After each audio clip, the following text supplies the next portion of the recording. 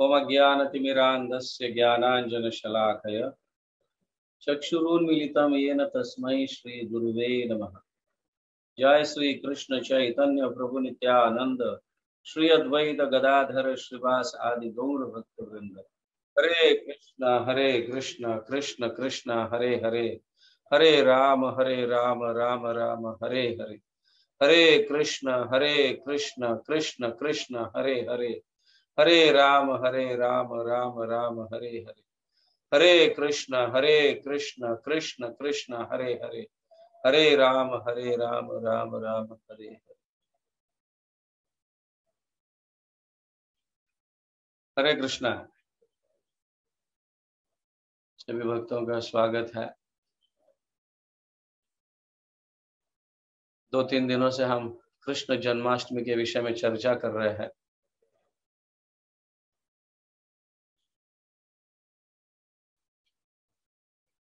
तो Monday is Krishna Janmashtami, Shri Krishna आविर्भाव महामहोत्सव। हम जन्माष्टमी को महामहोत्सव कहते हैं because the supreme lord is going to appear. भगवान स्वयं प्रकट होने जा रहे हैं। तो हर हमेशा भगवान, हम देखते हैं भगवत गीता में भी और हर जगह सुनते भी है, जब धर्म की ग्लानि होती है तो भगवान प्रकट होते हैं। तो जब धर्म की ग्लानि हुई थी, राक्षसों का क्या कहते हैं उसको, बढ़ गया था। राक्षस लोग बढ़ गए थे, संख्या बढ़ गई थी,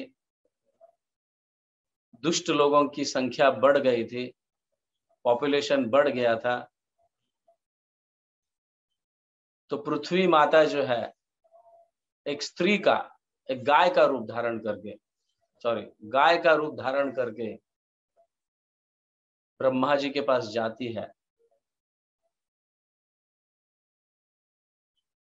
और ब्रह्मा जी जो है, ऑफ कोर्स भगवान के पास जाना है तो हम डायरेक्ट जा नहीं सकते, ये विधि है। भगवान से संपर्क करना है तो हम डायरेक्ट नहीं कर सकते, ये विधि है।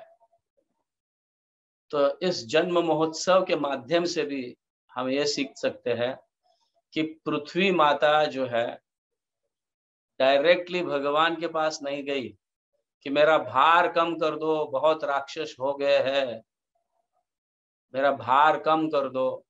ऐसे डायरेक्टली वो नहीं गई।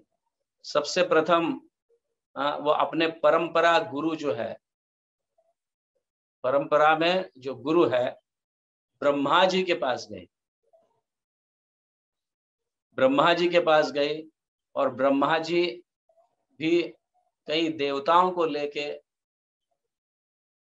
निकले।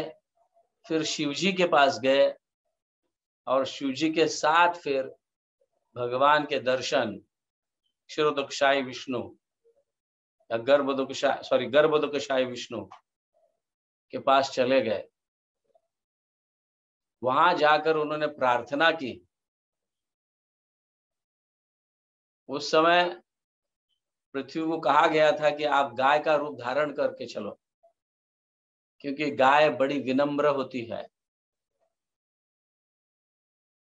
हम कहीं पे भी प्रस्ताव रखने जाते हैं, कुछ मांगने जाते हैं, हाँ, तो हमें बड़ा विनम्र होना चाहिए। इस पर से हमें पता चलता है कि गाय बड़ी विनम्र प्राणी है।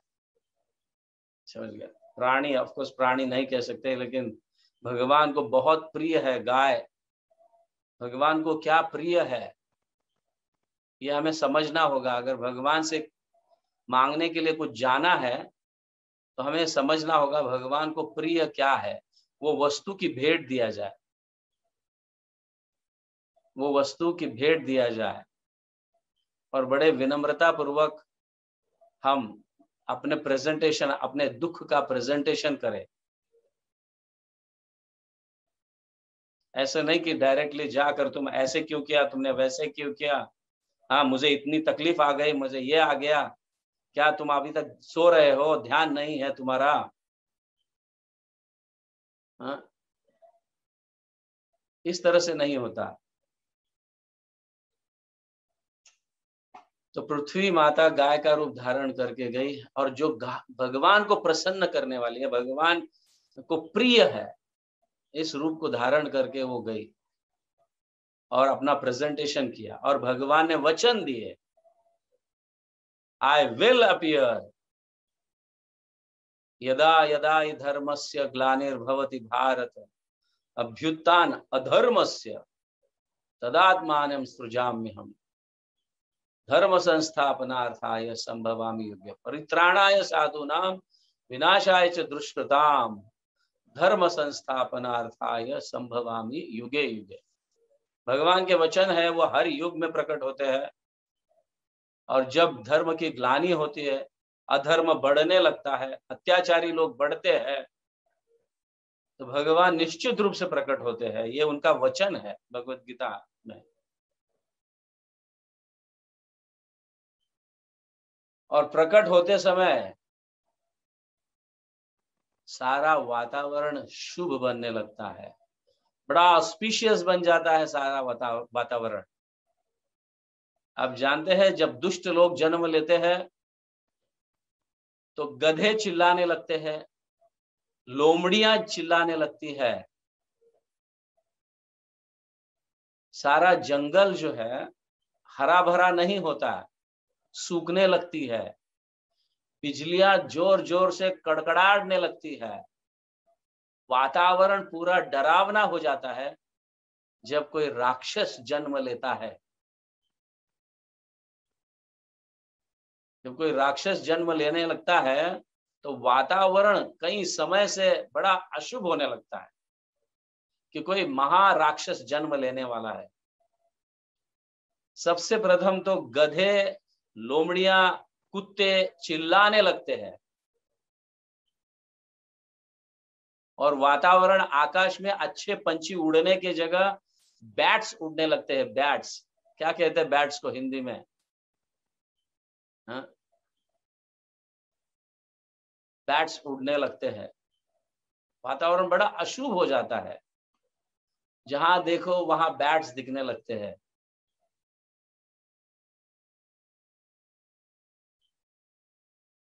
तो जब भगवान अवतरित होने लगते हैं, अवतरित मतलब जन्म या आविर्भाव होना, तो मतलब जन्म लेना, तो गर्भ से जन्म लेना तो एक दूसरी बात है, लेकिन भगवान जैसे गर्भ में प्रवेश करते हैं देवकी के, वातावरण बड़ा शुभ बनने लगता है, वातावरण बड़ा शुभ बन जाता है। देवता हर हमेशा दर्शन लेने के लिए आते हैं, भगवान के बाल्य लीला को गर्भ से ही देखना शुरू करते हैं और आशीर्वाद देना चालू कर देते हैं। तो यहाँ पे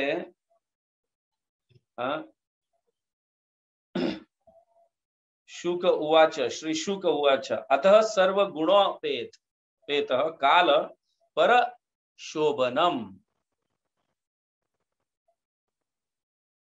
परम शोभनः, अतः सर्वगुणोपेतः कालः परम शोभनः यर्हे वाजनम जन्मक्षर शांतर्क्ष ग्रह तारकम। यहाँ पे ऐसा कहा गया है, शुकदेव गोस्वामी परीक्षित महाराज को बता रहे हैं, अब समस्त शुभ गुणों से युक्त बहुत सुहावना समय आया, बहुत सुहावना। रोहिणी नक्षत्र था, भगवान का जन्म रोहिणी नक्षत्र में होता है, अष्टमी के समय होता है, 8वें महीने में होता है। अभी यहाँ उस वातावरण का वर्णन किया है, बड़ा सुंदर वातावरण है। आकाश में सभी नक्षत्र, ग्रह और तारे शांत और सौम्य हो गए। जब ग्रह भड़क जाते हैं तो वातावरण बहुत गंभीर हो जाता है। गंभीर इन द सेंस बड़ा दुखावना हो जाता है वातावरण, भयानक हो जाता है वातावरण, समझ गए ना। ग्रहों के कारण जो है पृथ्वी पर उसका इफेक्ट दिखने लगता है। कहीं जगह सुनामी आने लगती है, बाढ़ आने लगता है, भूकंप होने लगता है,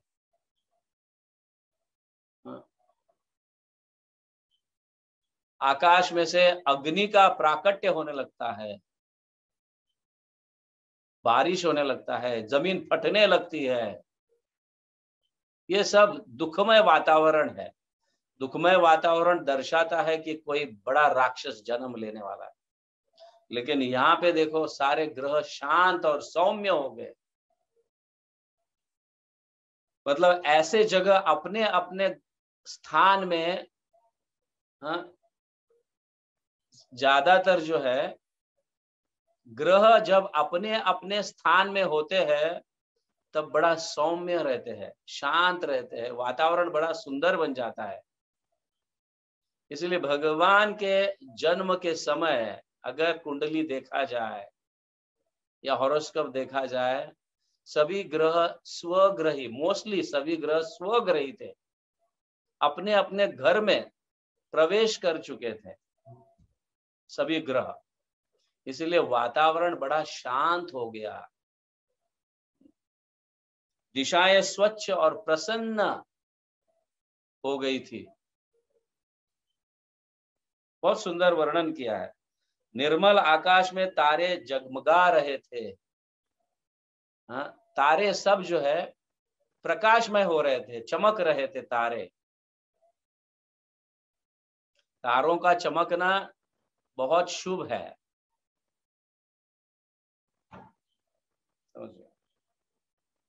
पृथ्वी के बड़े बड़े नगर, छोटे छोटे गांव, अहीरों की बस्तियां और हीरे आदि की खानें मंगलमय हो रही थी।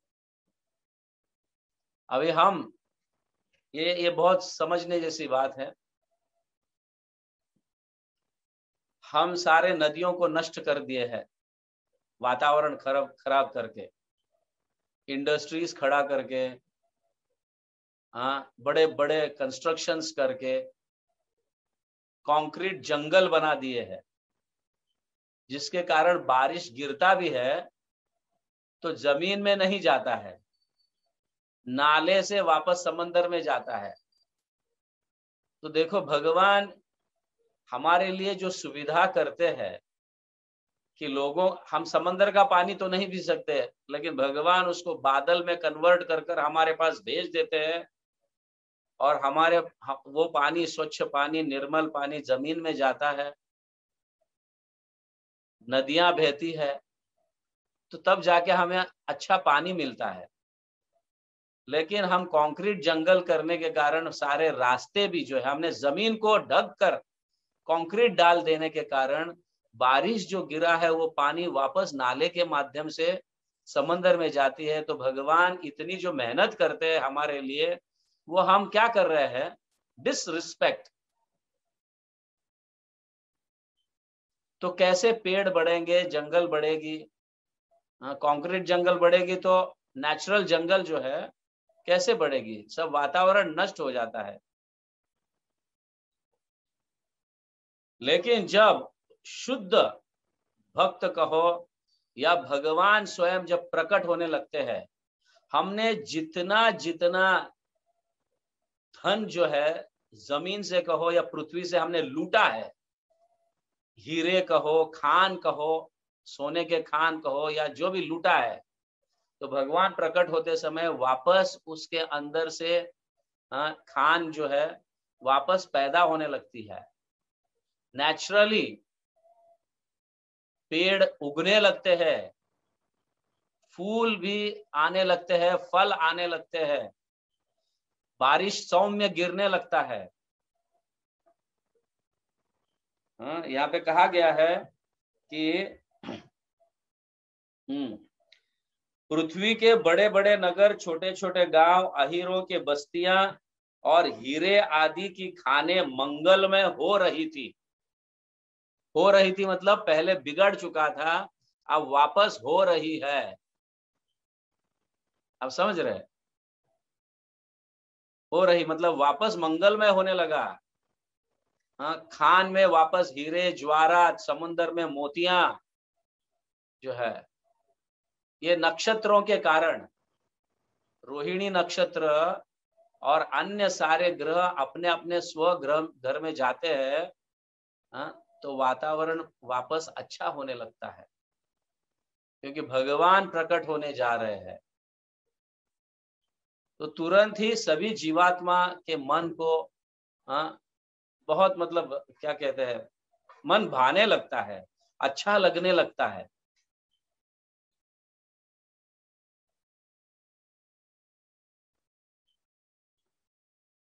नदियों का जल निर्मल हो गया था, निर्मल हो गया था। तो सी दैट, वो कह रहे निर्मल हो गया था, मतलब जल नदियां बहने लगी।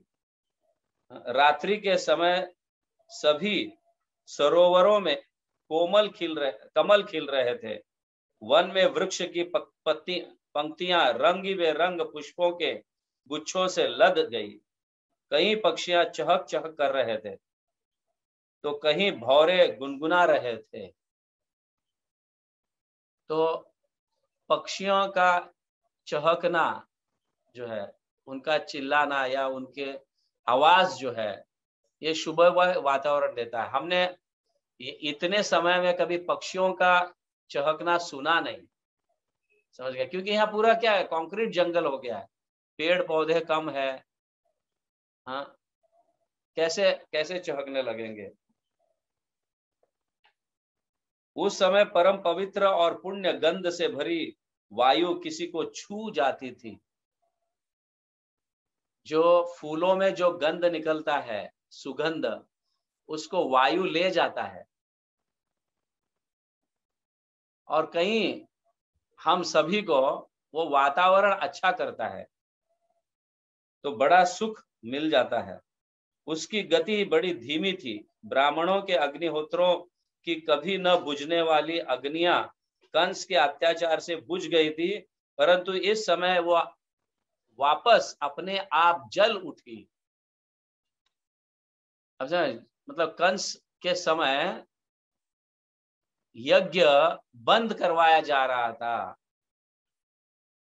बुझाया जा रहा था, राक्षसों के माध्यम से यज्ञ की अग्नि जो है बुझाया जा रहा था। कई प्रकार के मतलब डिस्टर्बेंसेस आ रही थी। तो अब कृष्ण देवकी के गर्भ में जैसे ही प्रवेश किए, हमने लास्ट टाइम सुना था कि भगवान सबसे प्रथम तो चतुर्भुज के रूप में प्रकट हुए, वसुदेव के मन में गए, वसुदेव के मन से देवकी के मन में, और देवकी के मन से देवकी के गर्भ में। इसकी चर्चा हम लास्ट टाइम की थी कि हमारा जन्म लेना और भगवान का प्रकट होना बहुत फर्क है। इसकी चर्चा हम लास्ट टाइम की थी। तो जैसे ही भगवान देवकी के मन से देवकी के गर्भ में प्रकट, पहले प्रकट वहां पे हुए गर्भ में, तो वातावरण बड़ा सुंदर बन गया। देवता ब्रह्मा आदि शिव जो है, ब्रह्मा शिव आदि अन्य सारे देवता, हाँ, वहां पे देवकी का दर्शन लेने के लिए कारागार में आते थे।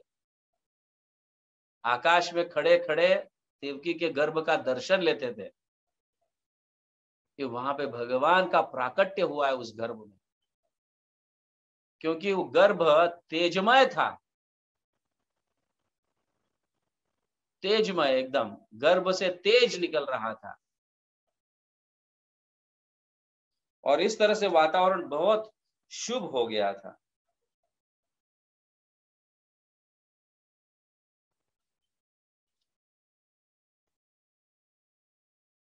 तो यहाँ पे अनुवाद में कृष्ण भक्त पहले से ही चाहते थे कि असुर की बढ़ती न हो पाए।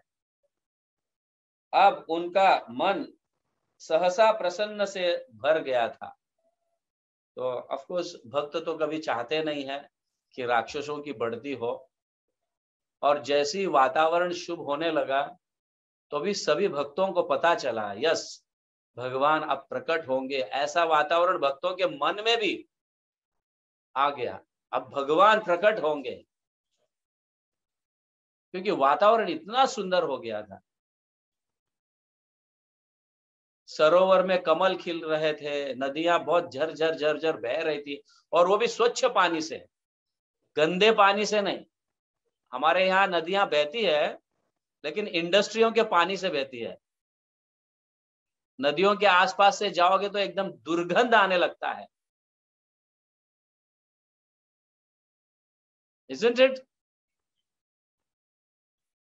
तो यहाँ पे नदियां झरझर बह रही थी, वातावरण बड़ा सुंदर था, आसपास में इतने सुंदर पेड़ खिल गए थे, रंगी बेरंगे पत्तियां उग गई थी, भौरे वहां पे आ रहे थे, पक्षियों का चिल्लाना, समझ गए ना, वातावरण बड़ा सुंदर हो गया था।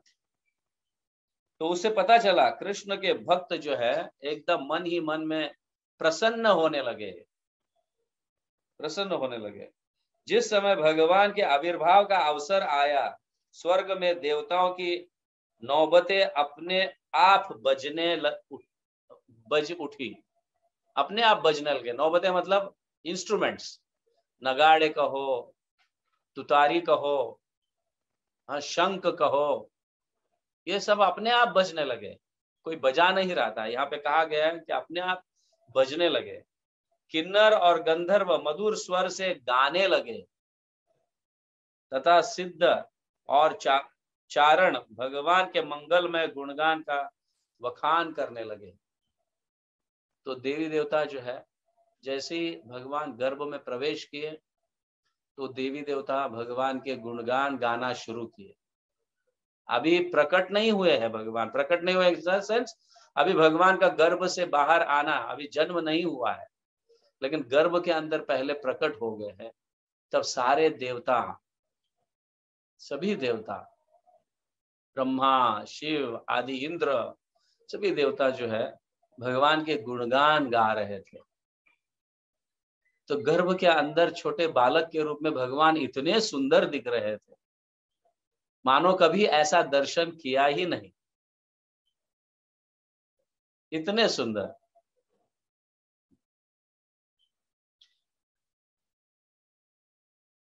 विद्याधरियां अप्सराओं के साथ नाचने लगे। बड़े बड़े देवता और ऋषि मुनि आनंद से भरकर पुष्प की वर्षा करने लगे।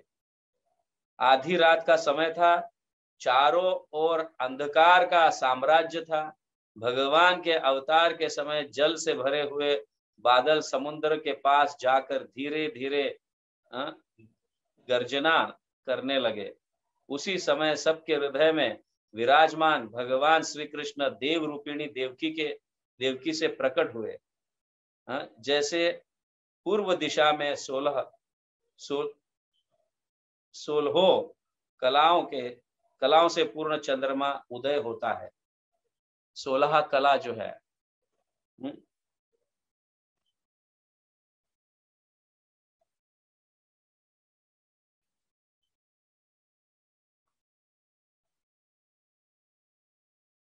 तो किस तरह से भगवान प्रकट हुए इसका यहाँ पे वर्णन है।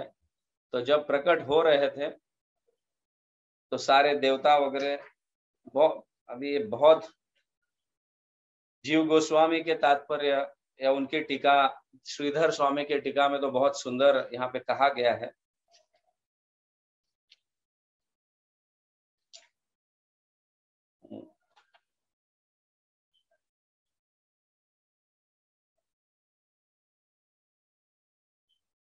श्री वसुदेव जी ने देखा कि उनके सामने एक अद्भुत बालक है।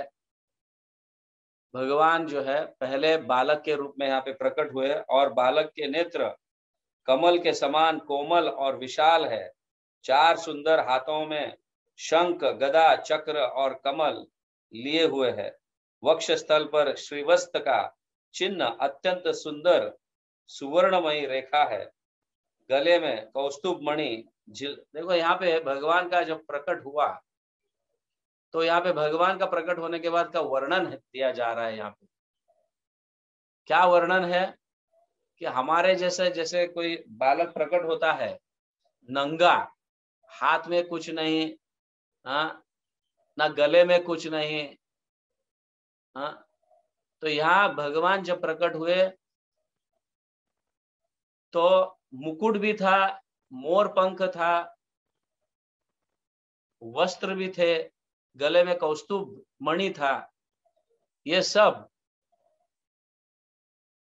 यहाँ पे बताया जा रहा है कि भगवान प्रकट होते हैं तो कैसे होते हैं। ये हमें समझना चाहिए कि भगवान का प्रकट जो है, प्राकट्य जो है, यहाँ पे देखो लिखा आगे, कानों में कुंडल थे, हाँ, किरीट, वैदुर्य मणि के किरीट और कानों में कुंडल की कांति, सुंदर सुंदर घुंघराले बाल सूर्य की किरणों के समान चमक रहे थे। कमर में चमचमाती करधनी की लड़ियां लटक रही थी।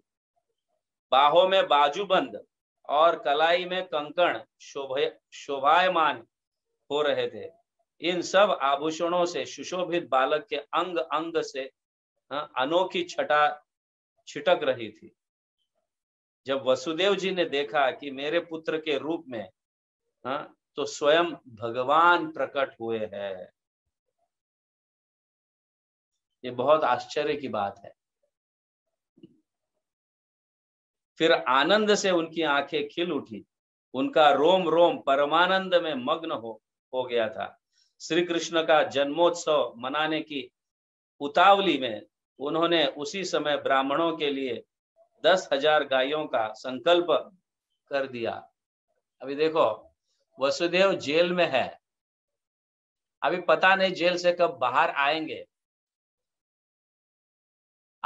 क्या नहीं, ये भी पता नहीं, लेकिन मन ही मन में भगवान प्रकट होने के बाद वो संकल्प किया उन्होंने कि मैं इतने 1000 गायों का दान करूंगा। जेल में होते तो हम तो कभी कभी, अरे मैं क्या कर सकता हूँ प्रभु, मैं कुछ दे नहीं सकता, मैं तो खाली हाथ यहाँ पे जेल में बैठा हूं, मैं क्या दे सकता। लेकिन यहाँ पे ये बताया गया है कि ऐसी अवस्था में, निर्धन अवस्था में संकल्प किया वसुदेव ने। संकल्प क्या किया? 1000 गायों का दान ब्राह्मणों को, 10,000, नॉट 1000, 10,000। उन्होंने उसी समय ब्राह्मणों के लिए 10,000 गायों का संकल्प कर दिया। परीक्षित, भगवान श्री कृष्ण के अंग कांति से सुति का गृह जगमगा रहा था। जब वसुदेव को यह निश्चय हो गया कि ये तो परम पुरुष ही है, तब भगवान का प्रभाव जान लेने से उनका सारा भय जाता रहा, तो उनका भय भी नष्ट हो गया। I mean, now you see, this most important is, यहाँ पे भगवान के प्राकट्य के समय उनकी बुद्धि स्थिर करके उन्होंने भगवान के चरणों में अपना सिर झुका दिया और फिर हाथ जोड़कर वे उनकी स्तुति करने लगे। तो कई चीजें सीखने जैसी है। जब वसुदेव ने भगवान का प्रकट होने के बाद उन्होंने जो संकल्प किया, जैसे ही संकल्प किया उन्होंने 10,000 गायों को मैं ब्राह्मण को दान दूंगा, तो तुरंत ही उनका भय नष्ट हो गया। तुरंत ही उनका भय जो था, तो यहाँ भय जो है अनेक संबंध से हम ले सकते हैं कि हमारे दिन दैनिक जीवन में कई प्रकार के भय का वातावरण होता है। क्या होगा आगे चल के, यहाँ पे ऐसा हो रहा है, वहां पे वैसा हो रहा है, मेरे घर में ऐसा हो रहा है, ये हो रहा है, वो हो रहा है। सो मेनी कंप्लेन्स, जिसके कारण हमारे हृदय में भय आने लगता है।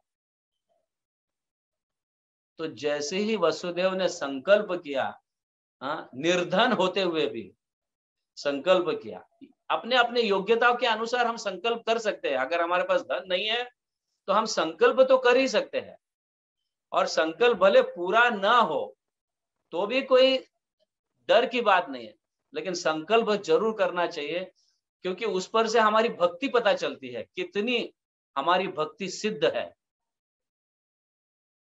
तो जैसे ही हम संकल्प करते हैं, हमारे पास धन नहीं है, कुछ ऐसा चीज नहीं, हम संकल्प फिर भी करते हैं, तो हम भक्त होने के कारण भगवान ऐसा सु अवसर प्राप्त कराते हैं कि आपके संकल्प पूरा हो। आप समझ रहे? तो जैसे ही संकल्प किया वसुदेव, तो उनका डर नष्ट हो गया। अभय अभय प्रदान हुआ उनको। भगवान का एक नाम अभय है, तो उन्होंने अभय प्रदान किया। संकल्प करने के उपरांत तुरंत ही उनके हृदय में से सारा भय नष्ट कर दिया। अब उन्हें चिंता नहीं है कि मेरे बालक का क्या होगा, कंस आएगा मारेगा, ऐसी कोई चिंता नहीं है उन्हें। भगवान प्रकट होने के बाद उन्होंने जैसे ही संकल्प किया, उनका भय नष्ट हुआ और फिर भगवान सारी सुविधा करने लगे। Isn't it?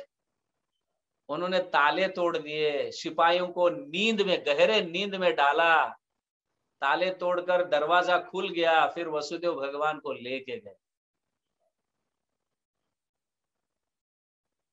गोकुल लेके गए। पर जैसे ही ताले खुल गए, दरवाजा खुल गया, ताले टूट गए और दरवाजा खुल गया, सिपाही सब नींद में है, तो वसुदेव ये नहीं सोचे ओ चलो यहां से भगवान स्वयं जाएंगे। नहीं, उन्हें उनके उनके भगवान ने उन्हें बुद्धि भी दी कि यहां से तुम्हें मुझे कहीं और ले जाना है, तो हमें कार्य करने पड़ेंगे, तभी जाके सारे चीज होंगे। भगवान सुविधा देते हैं, लेकिन उस सुविधा का फायदा अगर हम नहीं उठाते तो फिर हमारे जैसे मूर्ख कौन होंगे। भगवान प्रकट हुए इतने सारे आभूषणों के साथ, हाँ, तो समझ गए कि ये स्वयं भगवान है, ये समझ गए। तुरंत ही उन्होंने संकल्प किया, संकल्प करने से डर निकल गया। डर निकल गई तो बुद्धि वापस शार्प हो जाती है, क्या करना है अभी ये सूझ जाता है आदमी को। डर में हम मतलब कुछ सोच नहीं सकते। हाँ, डर के समय बुद्धि एकदम अंधकार हो जाता है, कुछ काम नहीं करता है, डर जाते हम तो डर निकल गया तो तुरंत ही वसुदेव ने सोचा अब मुझे क्या करना है। अगर ये बालक इधर ही रहा तो फिर बड़ा कठिन होगा, इसलिए दरवाजे ऑटोमेटिकली खुल गए, सिपाही सो गए, तो उसका चांस, उसका फायदा उठाया उन्होंने और वसुदेव कृष्ण को लेकर बाहर निकले गोकुल की तरफ। These are very important things to understand. सिर्फ लीला के रूप में इसे, ऑफ कोर्स लीला तो लेना ही है, लेकिन इसके पीछे का तत्व भी हमें समझना है। इसके पीछे का तत्व भी हमें समझना बहुत जरूरी है।